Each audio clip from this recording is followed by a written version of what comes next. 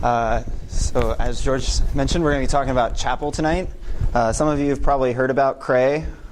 That's where I work and where we develop Chapel right now. Cray, if you're not familiar, builds supercomputers.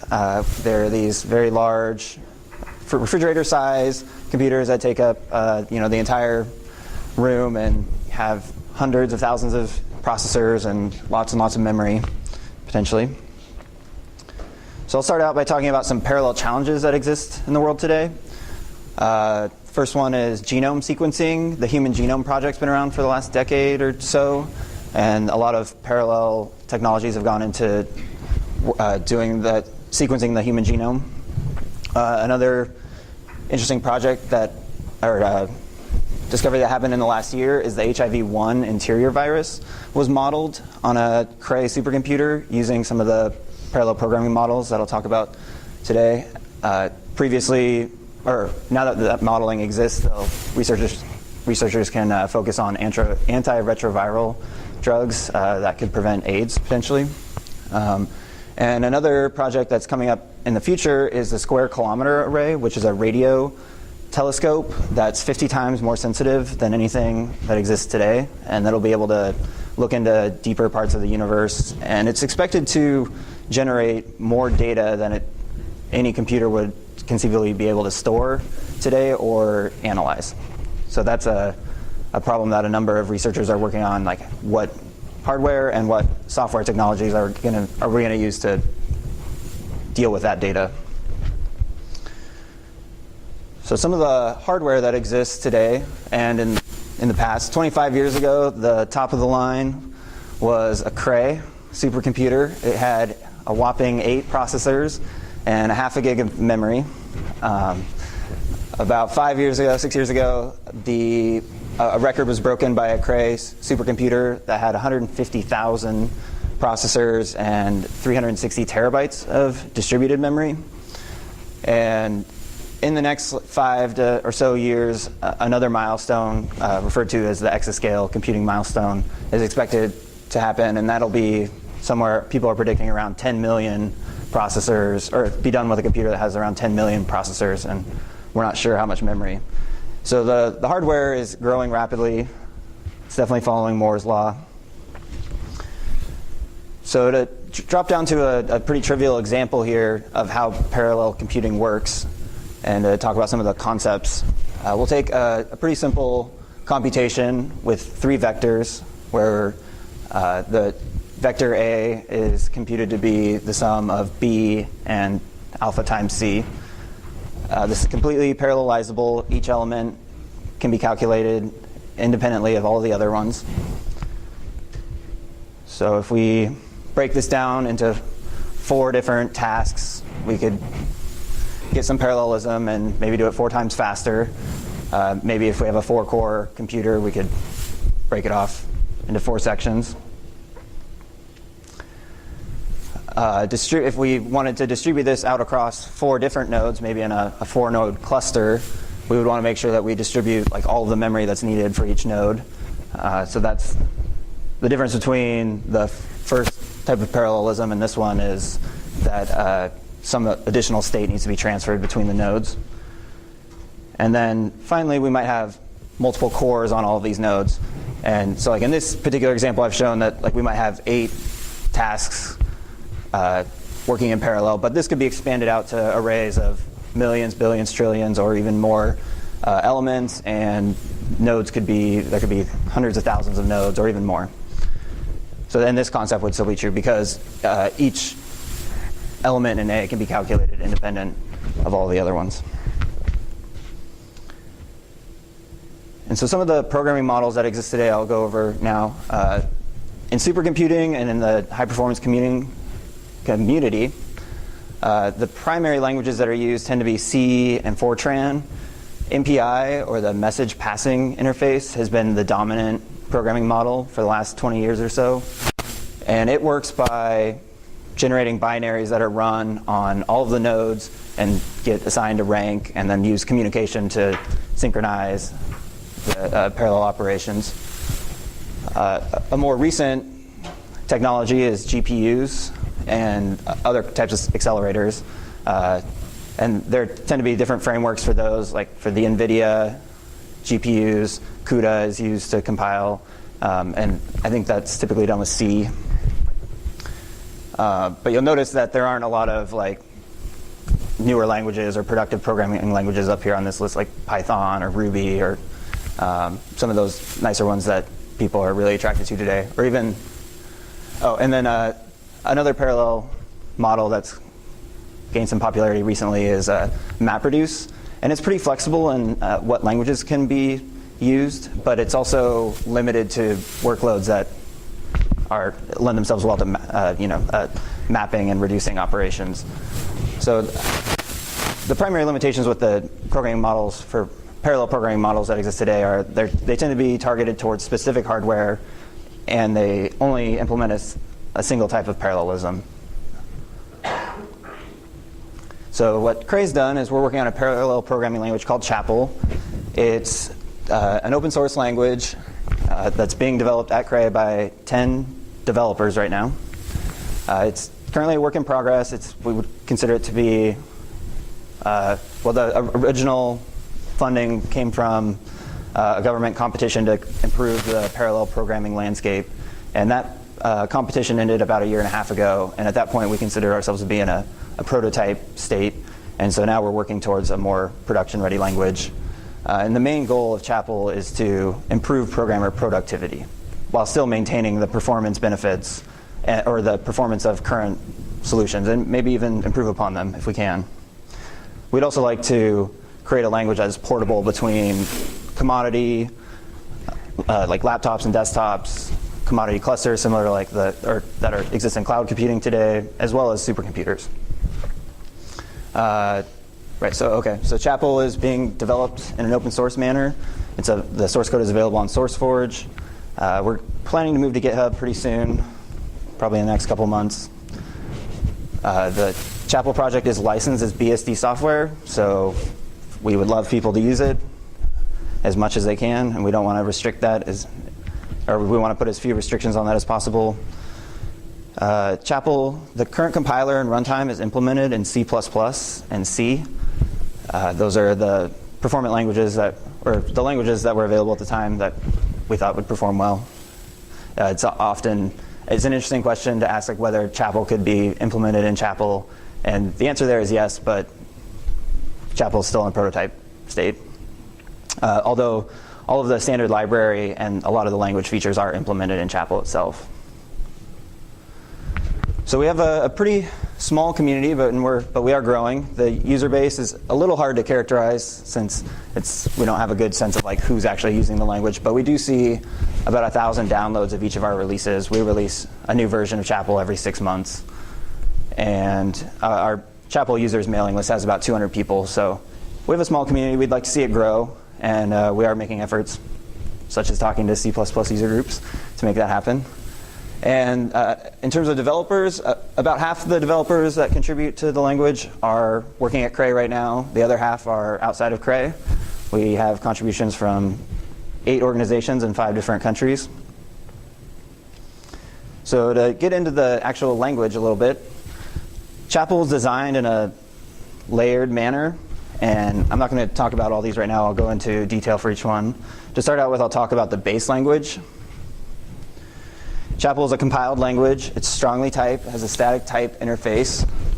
And so at the first line up here, we're declaring a bunch of constant variables. You'll notice there are no types on any of those variable declarations. The type is inferred at compile time. So for example, the first one, pi equals 3.14, will be inferred to be a real. And like name will be a string, verbose will be a Boolean. Chapel does provide a syntax for declaring types. We find that a lot of people coming, especially with strong like C backgrounds or C++ backgrounds, prefer that. And so we don't want to limit that in any way. To declare functions, we use the proc keyword. We have a function here called atom that's taking 2 arguments and returning the sum. Also, there are no types on either of the arguments or the return type. So it'll be inferred all of those types will be inferred based on the usage. Types can be declared so that we could limit the usage of this function to specific arguments and return types. Down below, we have a couple different uses of atom. We're adding the integer 1 with the real pi, which will result in a real. So that's one signature for atom that gets used. And the next one is adding two strings together. In Chapel, adding two strings concatenates them. So the result of full name will be foobar in this case. And then down below, we're using writeLin, which is similar to like println in Java or print in Python. It prints out the result to the console with a line break. If you look closely, you'll see that there are actually two parentheses on each side of that. That's because we're creating a tuple in there. Tuples are lightweight ways to package multiple values. They're heterogeneous. So in this case, we have a real and a string. And you can see that it gets printed out to the console just like that. Oh, and by the way, feel free to ask questions while I'm talking, or interrupt me to ask questions. So the next thing I'll talk about is ranges in Chapel. Ranges are sets of integers. So at the very top there, we're declaring a range of R. It's going to have 10 integers from 1 to 10 inclusive. The syntax is 2 dots. I'll drop down to the bottom here real quick to describe this function. Print vals is taking an arbitrary argument. We don't make the function signature itself isn't making any assumptions about it, although inside the function we're going to iterate over it, so it does need to be iterable. And this is the for loop syntax in Chapel. It's very similar to Python. Yes? So what is R? Is R just a vector? Yes, you can think of it as a vector of the 10 integers. So we'll iterate over all of the elements in R in this for loop down here. And at each iteration, we'll write it out to the console.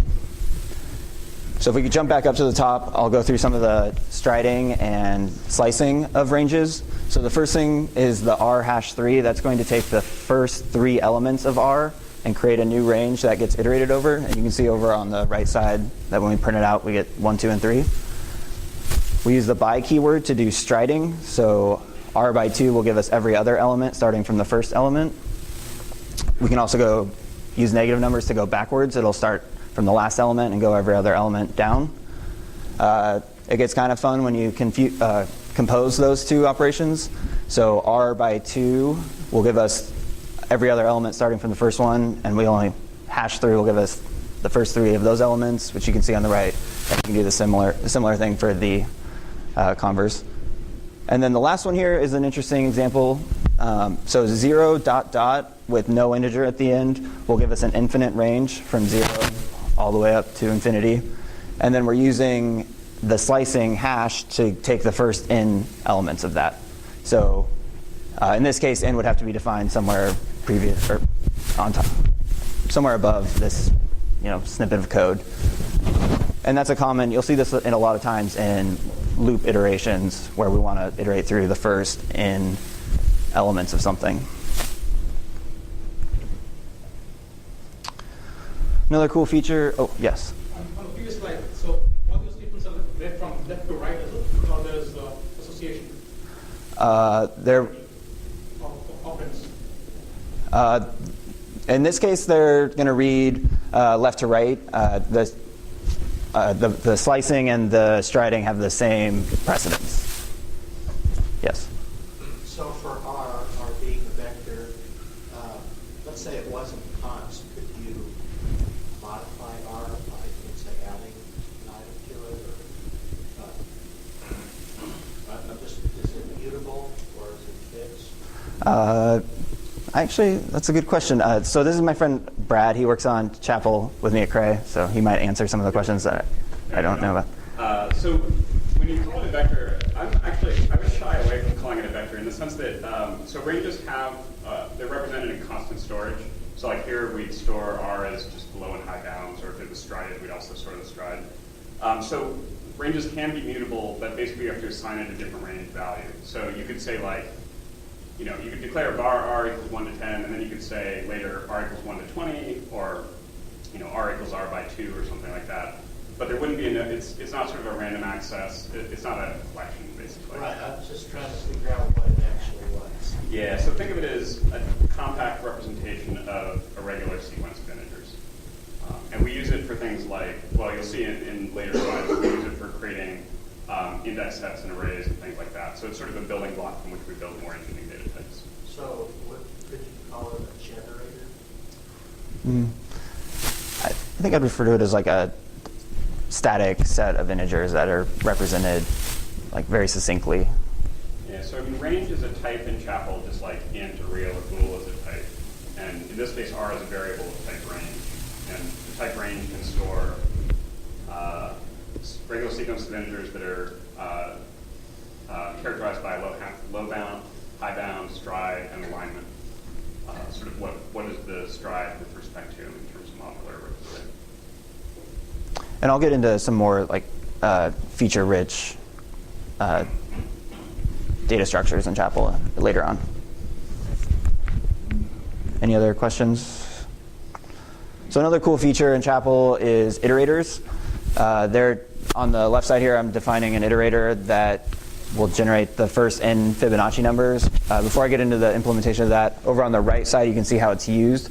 It's a for loop that's iterating over all of the elements generated by that Fibonacci iterator, and the 7 there indicates that we want the first 7 Fibonacci numbers, and we'll write them out to the console.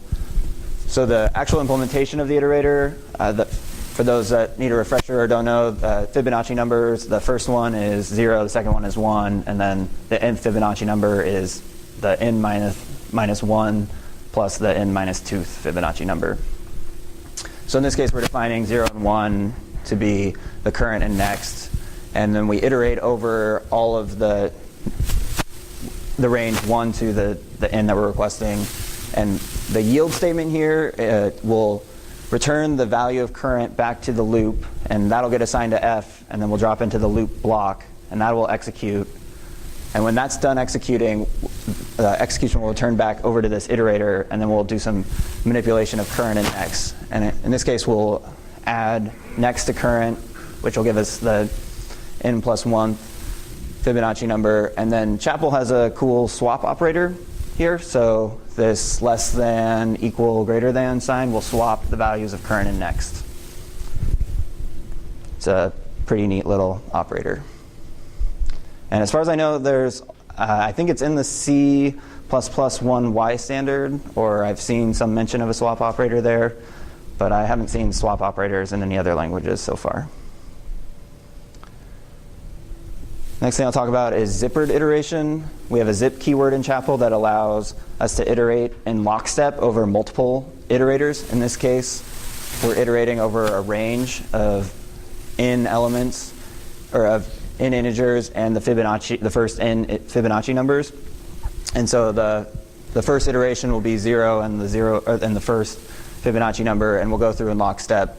This is nice for composing iteration over multiple arrays, or a vector and an array, or excuse me, an array and a range.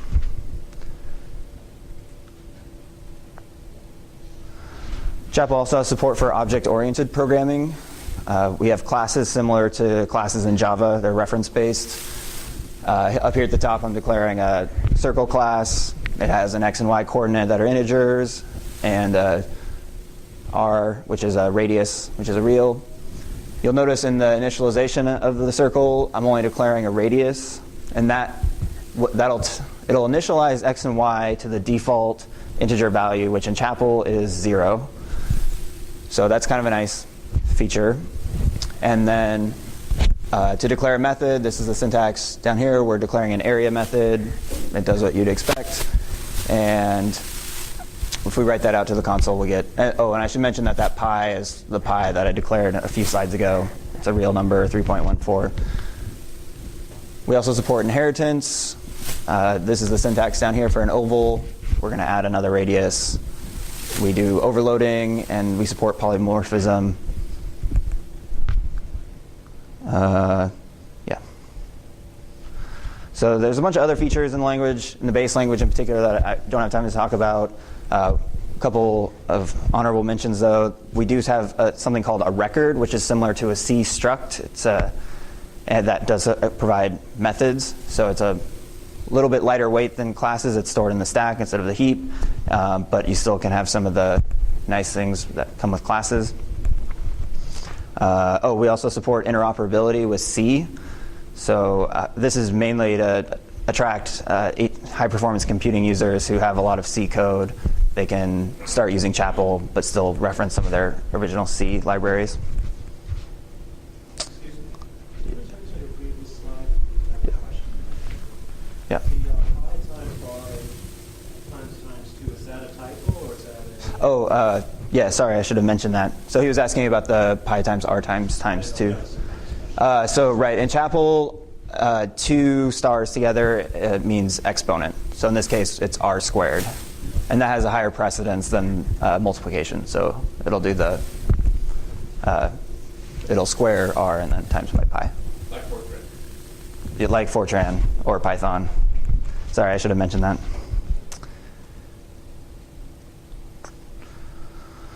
Okay, so jumping up another level, we'll talk about task parallelism. Tasks, as defined by Chapel, are discrete units of computation that can be done independently and probably should be executed in parallel where possible. Chapel defines a coforall loop as something that iterates over all of the elements in an iterable, and it creates a new task for each element.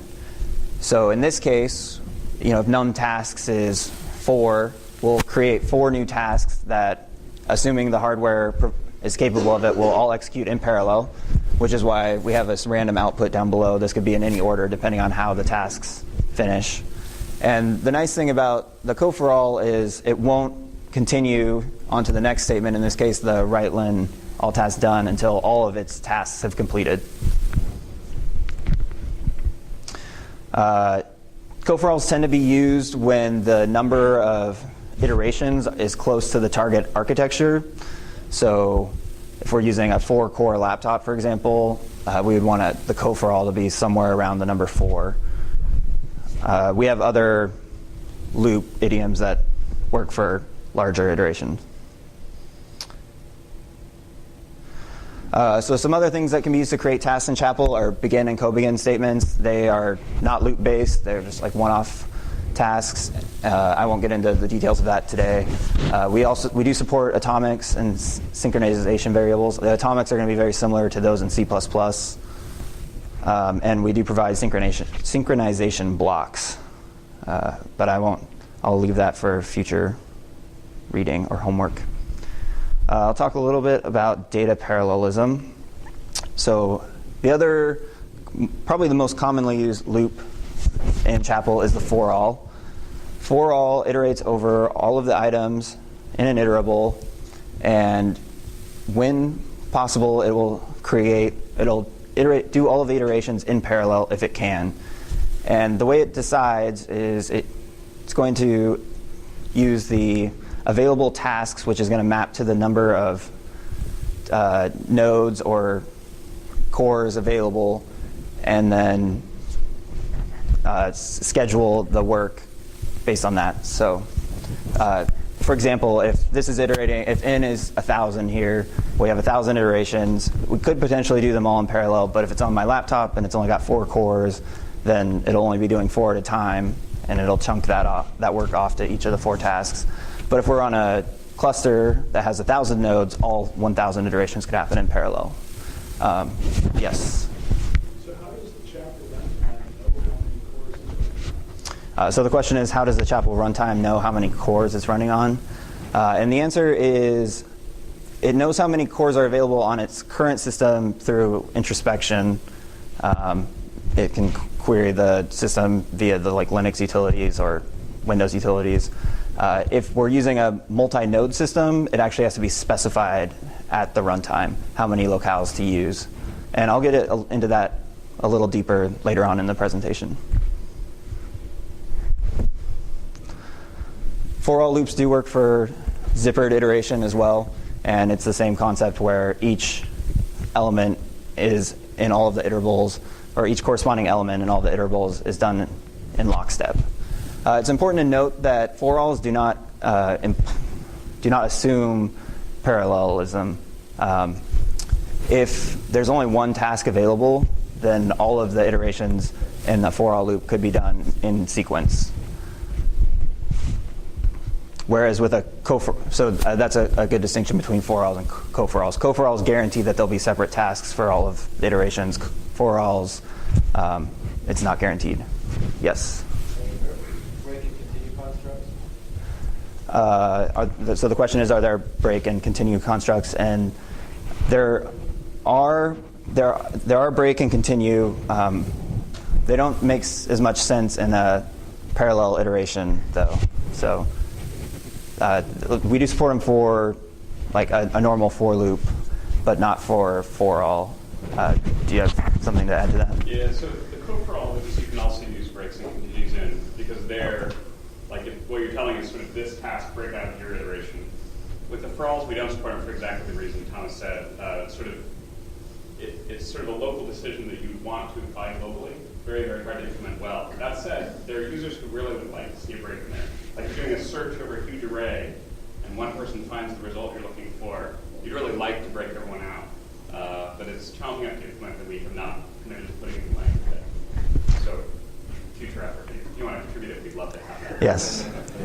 Yeah, if you have great ideas for Chapel, we're happy to accept patches. Yeah, I'm sorry. Can you explain what the zippering thing is about again? I think you mentioned it. Right. So the zipper keyword here is taking two or more iterators or iterable things. In this case, A, which is probably like an array or something, and a range. And it's going to iterate over each of those iterables in lockstep, and then assign those to the tuple value over here on the left.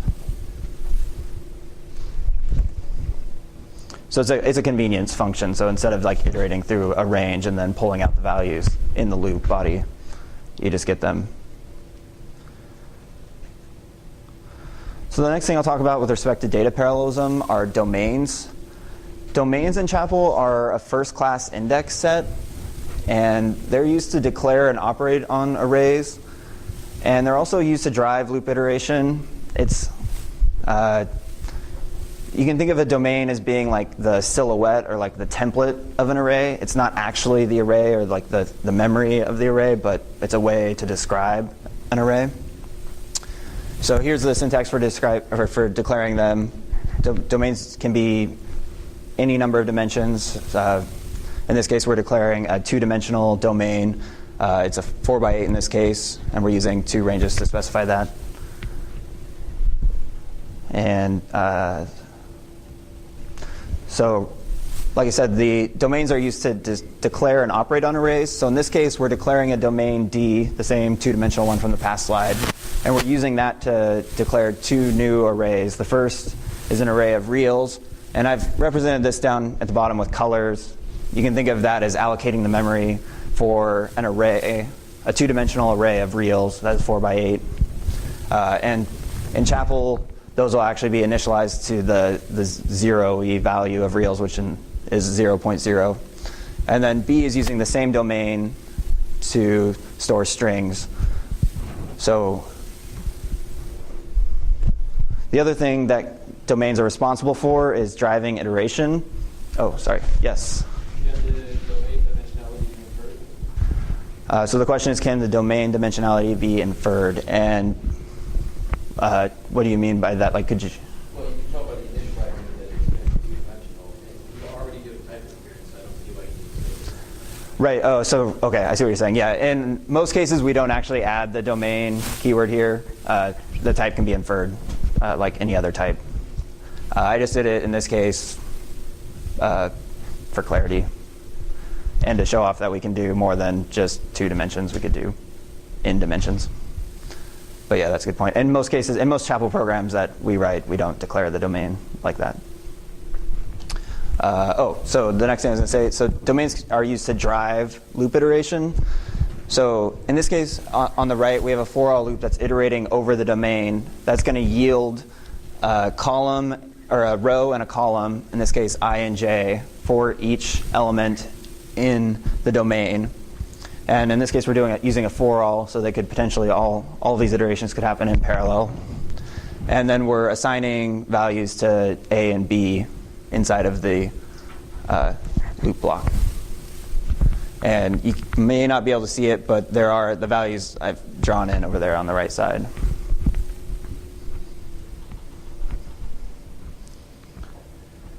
So domains don't have to be just dense, like a standard array arrangement. They can also be strided or sparse.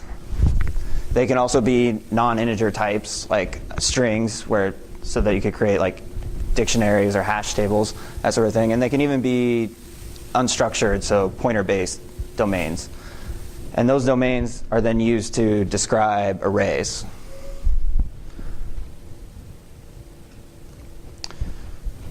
So some other domain and array operations that are available in Chapel. We support subdomains, which are like slices of domains. At the first line of this code sample here, we're declaring a subdomain of the original D. That's a 4x8. The subdomain is the inner 2x6. And then on the next line, we're taking the array A and referencing the middle inner domain of that, and we're assigning the lower part of B to that value, or to that. All of those elements are assigned to the elements of A. The other thing to point out here is that domains support this is showing off that domain algebra does work. So adding 1, 1 to the inner domain shifts it over and down 1.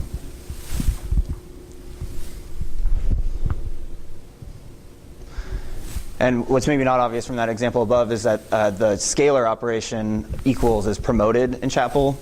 So we can do things like take the exponent function, which is just the regular scalar exponent function that takes 2 integers or 2 reals and returns a real, and apply that to arrays.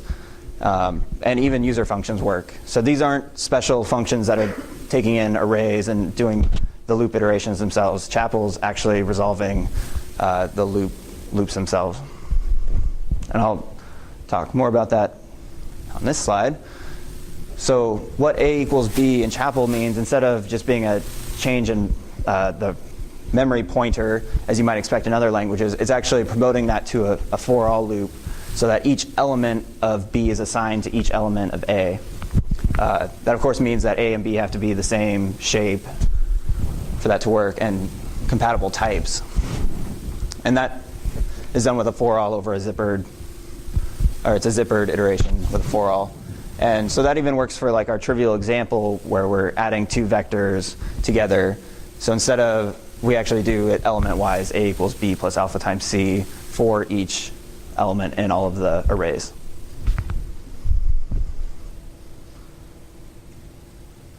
So back to that trivial example, this is a Chapel code that would, to implement A equals B plus alpha times C.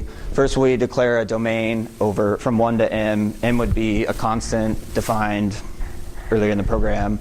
And so that's going to tell Chapel how to lay out these arrays. And then we declare 3 arrays of reals, in this case A, B, and C, which I've set down below. And then we just write out the function using the scalar operations.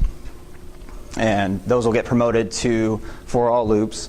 And so if we were running on a system that had 4 cores, or something that had lots more, it would divide up the work evenly based on the available resources. And I left the blue lines in there so that would be from before. The next thing I'll talk about is locality control. Locales in Chapel are a unit of target architecture that can run tasks and store variables. It basically means that they have access to processors and memory. Generally, a locale can be thought of as like a single compute node in a larger cluster. So to answer the question that was asked earlier about how do you specify the number of locales, that's a runtime command line flag, just -- num locales equals 8. That will tell Chapel that it has 8 locales available. In the language, we have a built-in type called locale that describes what each locale looks like. And then we have a locales array available that can reference each of the available locales.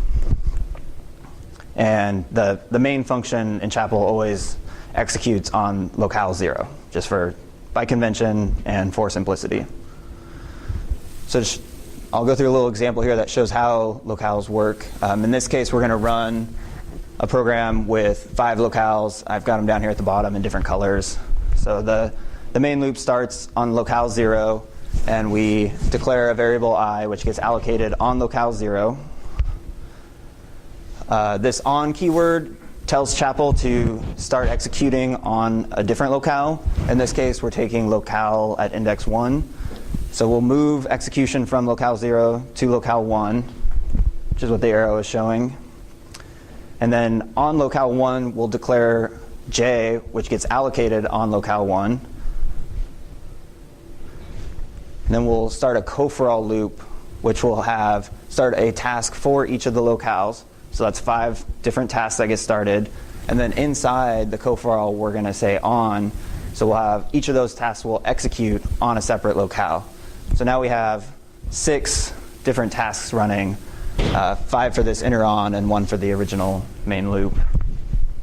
And then inside those 5 tasks that we just started, we can declare a K, which is scoped for just that locale. So each K is going to be different on each one of these locales, but they can still reference the J and I from above. It's worth noting that, for example, if something on locale 4 references J or I, communication will probably be involved to. Yeah. Do you have the concept of, let's say, thread affinity or anything like that? What do you mean by So that? for instance, if you, let's say if you have a number of core, but you want a particular thread, so you can only execute on one particular core or the CPU, kind of binding is it that CPU? Do you have any, or is it up to the scheduler to schedule whatever? So the question is, can a particular task or thread be bound to a particular CPU or resource in Chapel? The answer is it's not possible to gear it towards one particular CPU on a system, but you can designate that a single task always be operating. And maybe I got that. Yeah. So in traditional Chapel, we haven't had the ability to bind tasks to specific resources within a compute node. So we've relied on the runtime to basically manage the load of tasks between CPU cores, for example. But we've actually just started on this concept called hierarchical locales. I can't remember if they show up later in your talk. I don't mention them, but I can talk a little bit about them if you'd like. You're on the mic, so maybe you should. You know how sort of hierarchical locales can be used to talk about different new domains with different cores within a node. Yeah, so we have this notion of, but up until very recently in Chapel, locales have been implemented as, with the assumption that all of them are homogeneous and have a certain set of CPU resources and a certain set of memory. We've started this new richer representation of locales, and this is still very early on, but it will allow us to support heterogeneous nodes where we can specify different styles of nodes can have different compute resources like CPUs and GPUs and different memory management or different types of memory where maybe some memory is closer to certain CPUs. And so the locale itself can actually specify what resources to use and how to use them. And so I think what Brad was saying, in that case, we would be able to have a locale that could specify that certain things happen on a particular CPU or a certain core, and then the rest of, while still scheduling other tasks on other cores. And that, the hierarchical locale model, I think, will allow people to configure their systems however they would like. Did you want to add anything? Worth throwing out there. So the on clauses that you see on this slide are talking about specific locales, like on locale 1 or on every locale in the locales array. You can also use those on clauses in a data-driven manner. So you can say on a sub I, where a is just an array, and that means go wherever that data element lives and run there. And that's another way of doing affinity in the language that's more data-driven, as opposed to talking about specific hardware resources. Oh, yeah. So, referring to what you just said, the locales might represent a node in a compute cluster, right? Yes. And then referencing a variable that is on a different locale, you said is going to be like a communication. Yeah. Is it? Have you had problems with what appears in your source code looking like a simple variable access actually incurs a great deal of latency? Yes, that can be a problem, and we are working to optimize that. One of the things I'll throw out there about Chapel right now is, it still is in sort of a work in progress phase, and one of the main things that we're focusing on is performance issues and things like the issue that you just described, where referencing something can become extremely expensive if it's not anywhere near us on the network or even on the system. So that's optimizing for those cases is something that we've been working on. Did you want to add something to that, Brenda? Yeah, I'll just mention there's a divide in the agency community between programming models that make the communication transparent like this, so you can't really see it, and those that make it very evident in the source code. And I've actually worked on both sides of that fence, and I used to be a firm believer that it should be completely obvious in the syntax. But the trouble then is that when you're changing an algorithm from shared memory parallel to distributed memory parallel, you have to kind of rewrite all the time. You end up with code clones, as you do any time that something sort of manifests in the syntax. For things that are sort of conceptually the same algorithm, you just want to run them in different ways. So with Chapel, we went the other route and made the communication all transparent and hidden. Although you can introspect about it in language. So you can do things like query, like a sub I dot locale, like what is your locale, and compare that to your own. So there's semantic ways to wrestle with it. It just doesn't appear in the syntax as you're noting.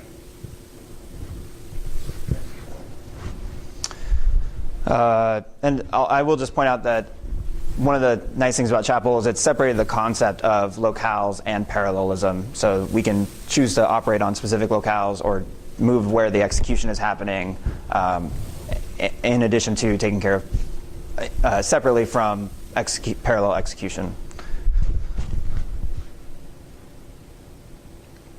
So just to come back to our example here where I mentioned before that Chapel would create some tasks based on the target hardware and then distribute the work evenly among those. So a common question that people ask, or a question you might be asking right now, is like, how does Chapel decide what parts of the array go where, or how the tasks get created and scheduled, and how the work gets scheduled to those? And the answer in Chapel is we have a default that works for the common case, but we allow users to define their own with something called domain maps. And domain maps are recipes for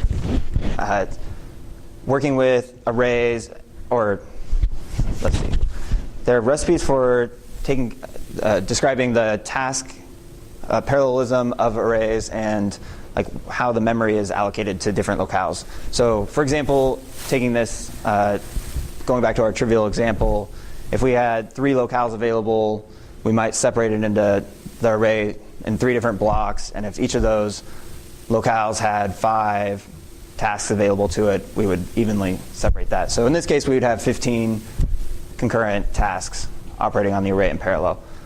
But with domain maps, we could describe that in completely different ways, and a user could even write their own description of how that should happen. And the way that works, so in our original program, we didn't specify a domain map. The domain is just going to use the default.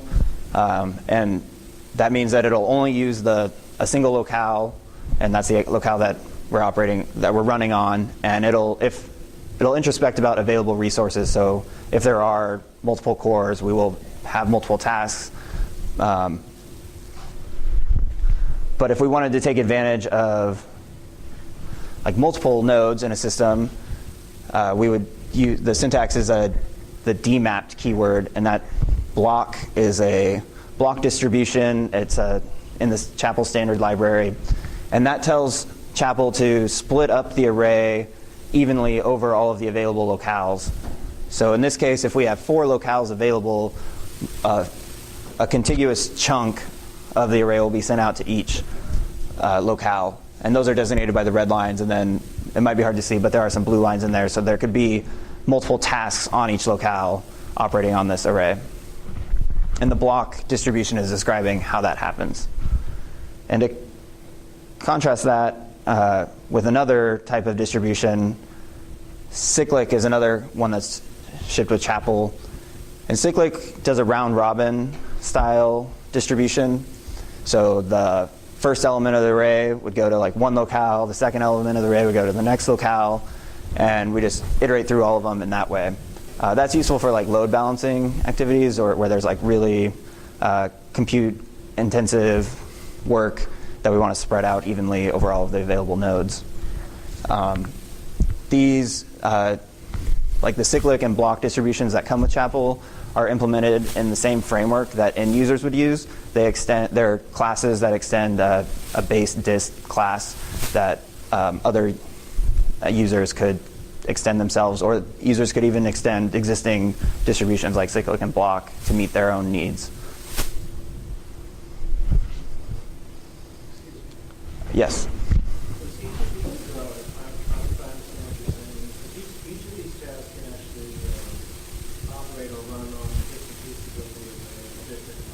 Do you have a concept such as like various synchronization, or just basically a way of, because everything's running asynchronous on different machines and they're coming back with results at different times.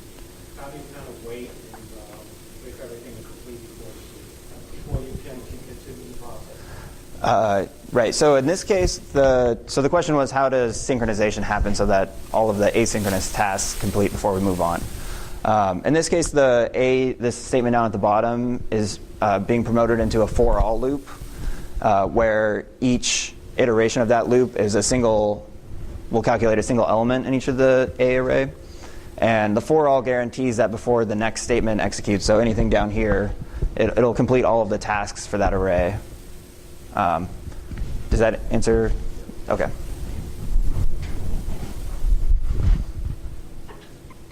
So this is kind of a toy example, and it's not really to prove that this works in real applications.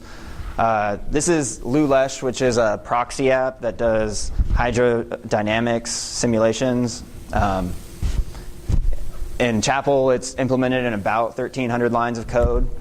The C implementation that's similar to this is about 4 times bigger.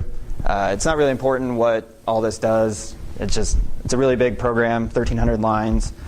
But what's cool about this is these lines that are highlighted in yellow, which is about 15 to 20 of them, describe how the parallelism is scheduled and how the data is distributed among all the available nodes.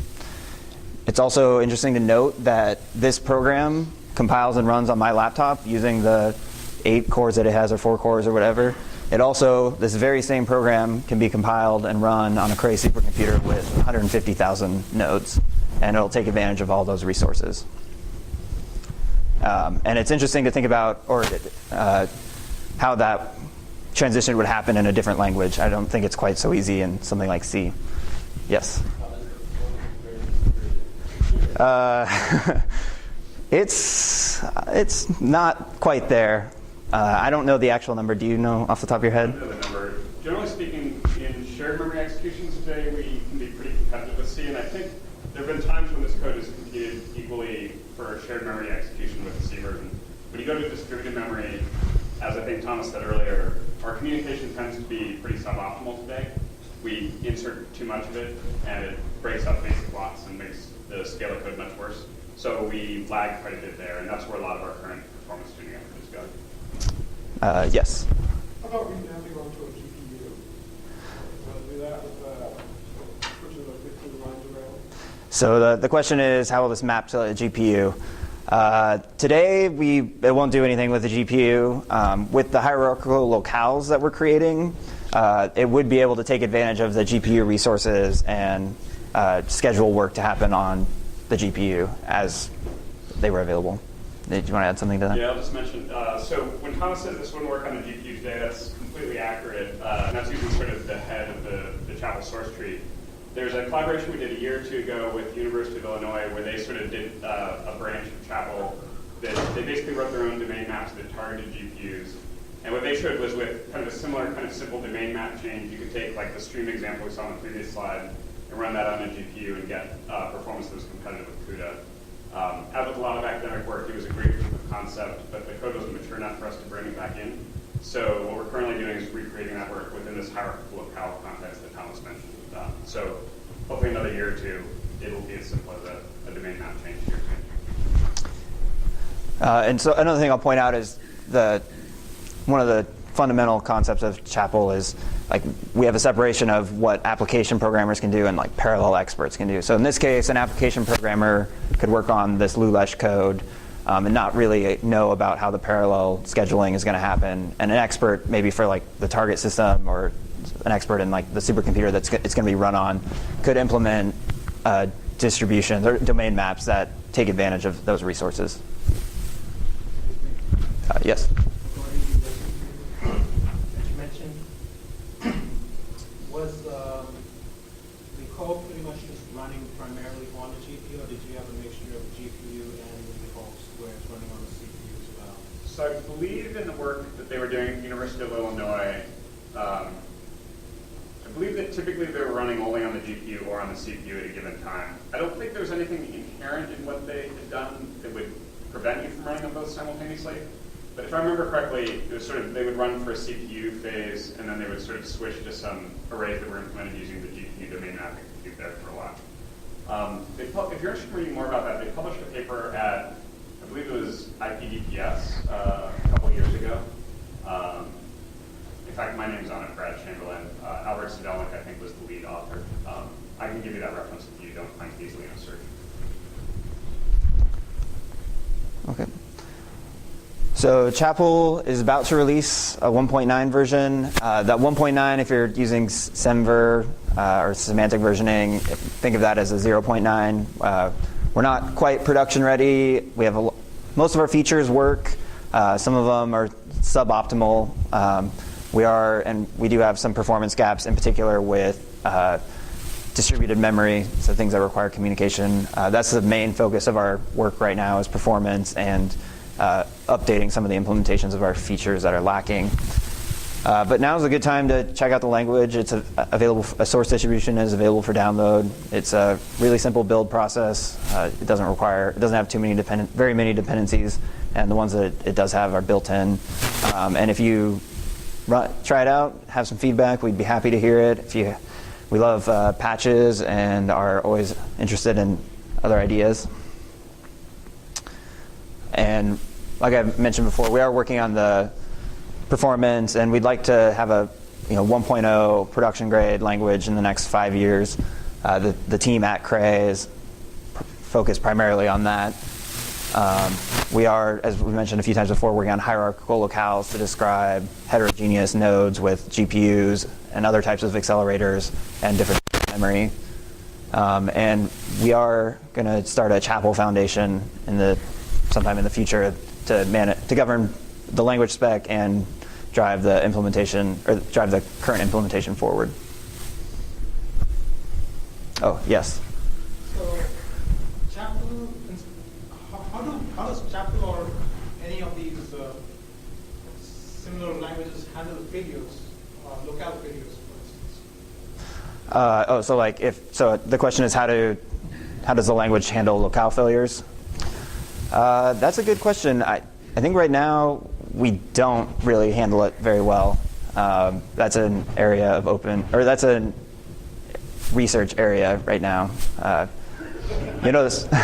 You want to jump in on this? You'll notice one thing I didn't mention at all in this talk was the exceptions or anything like that. That's also a research topic, how to handle exceptions in a distributed parallel environment. Do you want to? So, I mean, the question about sort of hardware failure and the answer, how do we handle it, is not very well. And this is something that the HPC community as a whole struggled with, and arguably is behind sort of the MapReduce community, right? So I think one of MapReduce's great strengths is its ability to sort of deal with those kind of hardware failures. In the HPC community, all of our programming models and tools and operating systems are kind of built around this notion that you allocate some number of resources at the beginning of time, those are yours, and if something goes down, unless you've done a really great job of being resilient to that, which most applications are not, then you're in trouble. So people deal with it more defensively through checkpointing and things like that.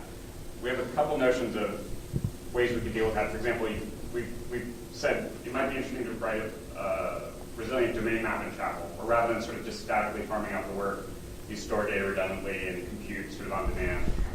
We've applied for some funding to look into those, but none of that's come through yet. So there are ideas there and things we'd like to pursue, but so far it's kind of remained future work. Oh, yep. The features you presented would be a really great fit for scientific computing, but what other domains do you think it would be a good fit Well, we've tried to make a language as flexible as possible. You're right, the examples that I showed today were pretty scientific in nature. There's nothing that would limit it from working in, like, say, a web environment or like for big data processing, similar to something like MapReduce. That's not, I don't know. Our focus has mainly been on solving problems in the high-performance computing community, which tends to be research projects working on supercomputers. Yeah. If you can get the overhead of, dividing everything up and communication between those nodes down, then it's really useful for image processing as well. A lot of the things you showed that map very nicely on the image processing elements. Oh, yeah, that's a good point. And we are looking for new areas. We're working at a supercomputer company, so that's why a lot of our focus has been there. But we would love to see other contributions and ideas. And along those lines, I'll say, so one of the reasons that it's interesting for us to speak to communities like this, they're not necessarily as strongly within supercomputing as many of the places we speak, is that we're very interested in sort of finding out are there limitations in language design that make it sort of not as useful for big data computations or desktop parallelism or whatever it is you would like. So if you do get a chance to take the tires, or just based on what you've heard tonight, if you think like, gosh, it really seems like you need this to be useful to me, that's feedback we're always interested in getting. We have a bit of a mission to try to make Chapel applicable outside of just supercomputing, and but our expertise there is somewhat more limited. Yeah, and we have designed the language so that it will run on, commodity resources. So, someday you could see Chapel on your Android phone or something like that. Yeah. I remember a few years ago you had somebody working on distributed transactional memory. Was there any progress on that? So the question is about distributed transactional memory. Yeah, I think the status of that is some research went into it, but it's not being actively worked on. That was another one of those cases where it was a student dissertation, great work was done, it got 80% of the way back to the design, and never quite the rest of the way. So what we need to do is figure out how to work with graduating students and then give them like a year or two postdoc to kind of get all their code sort of production ready. We've had trouble with that in both those projects I've mentioned. But yeah, I think distributed transactional memory is a really interesting challenge. You did a really great job with it. But the community remains on the fence about whether it's how tractable is it and how attractive is it, I think. Yes? Is there a syntax to create user-defined functions that are called over arrays the way built-in arithmetic ones are? So the question is, is there a way to write user functions that get promoted in the same way as the ones I mentioned earlier, like the scalar operations? And the answer is yes. Any function that any scalar function can be promoted.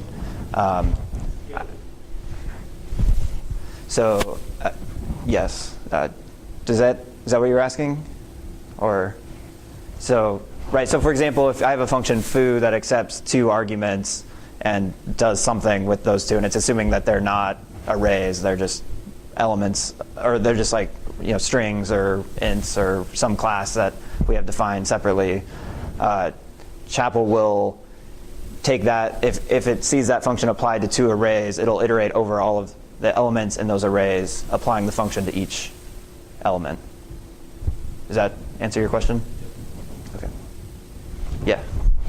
So matrix addition is obviously pretty straightforward to parallelize. What about matrix multiplication? So the question is, how does matrix multiplication get promoted? I think what would happen in that case is each of the elements would get multiplied together, which is not the same as multiplying 2 arrays. To actually implement matrix multiplication using these like for all loops, probably run into a lot of race conditions because we don't do any explicit like blocking on those. Did you want to add? The way I would answer that normally is that so we say that Chapel supports arrays, not matrices, and so multiplication on 2 arrays is, as Thomas said, the element-wise multiplication. So if you want sort of the mathematical matrix multiplication, that's something that we would typically envision on a library routine for. As you may know, there's sort of rich history of developing better and better parallel matrix multiplication algorithms. And you can express them, I mean, you could write them out explicitly in Chapel. It wouldn't look like a simple parallel loop, though. You'd be shuffling slices of matrices around. So, and you'd probably lose the library routine in the end anyway. So that's something we normally provide a library routine for. Excuse me, is this script-based or is it some sort of executable? Or So Chapel's compiled language. It do you support GDB or something? I didn't get into it today. The way that Chapel works is we compile. Chapel compiles to C code, and then we use a C compiler to compile to each architecture. That's to improve portability, and C is a very performant language, so that's a good place to start. It's the same place C++ started many years ago. Yeah. And also, how would you actually debug? Let's say, for instance, if you have different locales or different compute nodes, how are you debugging that? So the question is about how do we debug multiple locales. We do have ways to support GDB with Chapel. There's a way to trick GDB into looking at different files. But remote or parallel debugging is an area of open research, I think. Unless you can do it, it's just painful. The way we do it as developers is we pop up a GDB window per compute node. So that obviously works at small scale, but if you have more than 4 or 6 nodes, then it's just too complex. Real Cray users have debuggers that sort of support distributed memory debugging, but we have not done anything really yet to integrate Chapel into that. There's sort of this ongoing chicken and egg problem where people say, well, we don't want to invest a bunch of money in debuggers for this new language without knowing the new language is going to take off. Then the other side of users are like, well, we're not sure if we want to use this new language, there aren't debuggers for it. It's kind of a standoff that we're waiting for someone to break that cycle, basically. But we do have, for single locale development environments, GDB works with Chapel.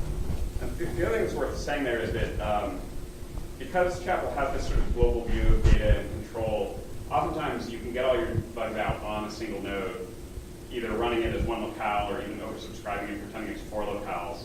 And once your bugs are out at that scale, often, particularly if you're using the arrays and the for all loops and sort of the higher level concepts, then often you've gotten all the bugs out of your code and running it at arbitrary scales and introduce new ones. It's usually only when you're working at the lower level with the locales, the task parallelism, that you'd be more able to increasing the scale of the machine you're running on, just because that's a more explicit way of programming. Yeah. Specify a function with inferred argument types. Does Chapel assume that's a scalar function, or will it accept arrays as scalar arguments as well? I think in this case, Chapel will always promote the arrays to the elements. So what's the syntax to say, I want you to present arrays as scalar arguments? So in Chapel, you can specify the type of argument. So you could request that it take an array type, and then that. Square brackets or what? Yeah, that's square bracket with domain and array type.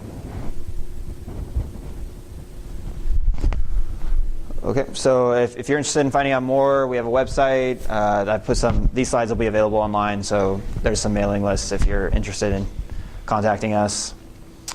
Also, there's the brief overview of Chapel is a paper that Brad wrote. It's got a pretty comprehensive overview of the language and the features and some of the motivations for those. So if you'd like to know more, I'd encourage you to read that. And that's all I got for you tonight. Are there any other questions? So the original project name was Cascade High Performance Language, which has the initials CHPL, which is the name of our compiler binary and the file extension for everything. And people shorthanded that to Chapel, and then eventually that just became the name because nothing better was come up with. That's something for a better story. Yeah, sorry. That would be something you could contribute. Anything else? All right, thank you.